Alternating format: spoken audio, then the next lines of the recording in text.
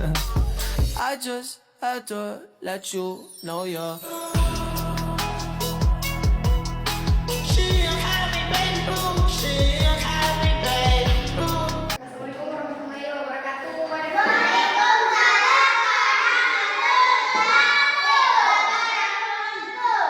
Baik, apa kabarnya hari ini? Oke, siapa fotografi di sini? Siapa? Siapa benar? Lagi, siapa yang terentak? Kita. Ya, kita berdua. Ulang. Lewat jalan yang baik.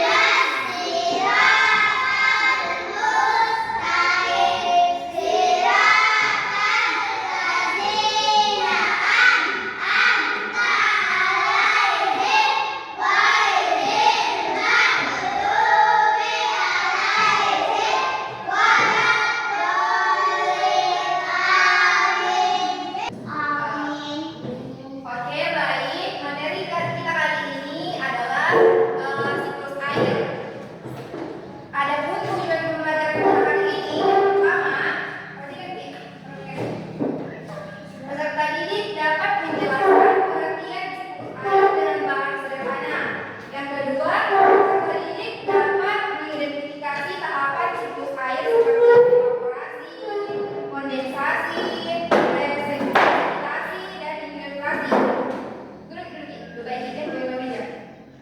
yang ketiga yaitu peserta didik dapat menjelaskan proses terjadinya siklus air secara berurut dengan media yang kakak bawa. Baik, kakak ada pertanyaan. Mengapa air di laut, sungai, dan danau tidak pernah habis? Kenapa, ayo? Oke, baik. Kakak jelaskan. Nemi, kakak jelaskan.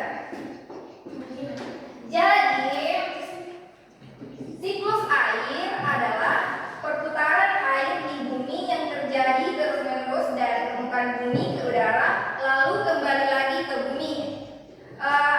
Air di laut, sungai, danau tidak pernah habis karena selalu mengalami perubahan yang disebut siklus air.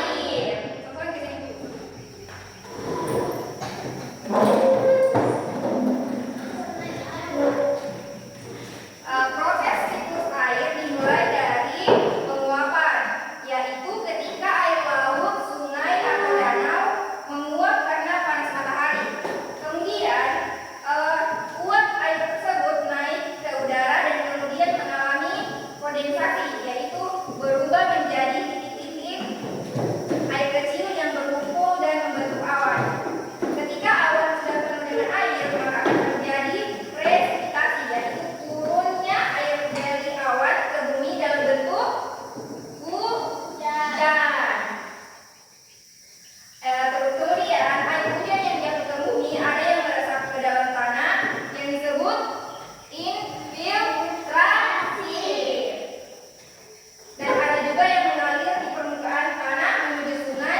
danau, atau laut. Jadi, karena proses ini terjadi terus-menerus dan berulang, maka disebut siklus air. Jadi, siklus air itu sangat penting bagi kehidupan manusia. Karena contohnya karena air bagi manusia itu sangat penting, digunakan untuk banyak hal. Contohnya kayak mandi, memasak, cuci piring, dan lain-lain.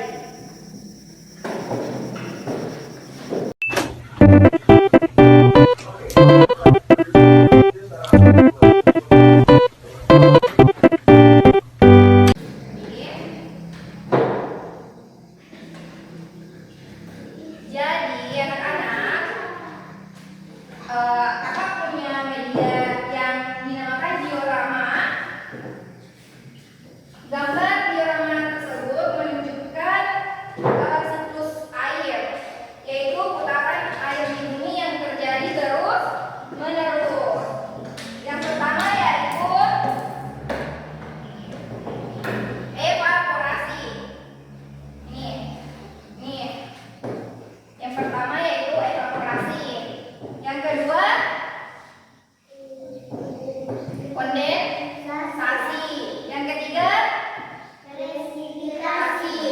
Yang keempat infiltrasi. Jadi seperti yang kakak jelaskan, evaporasi itu adalah